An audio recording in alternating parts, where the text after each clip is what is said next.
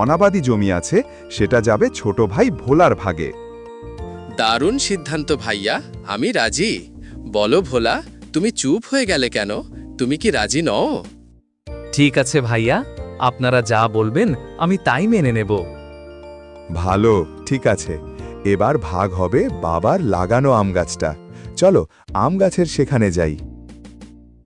3 ভাই আম গাছের কাছে গেল।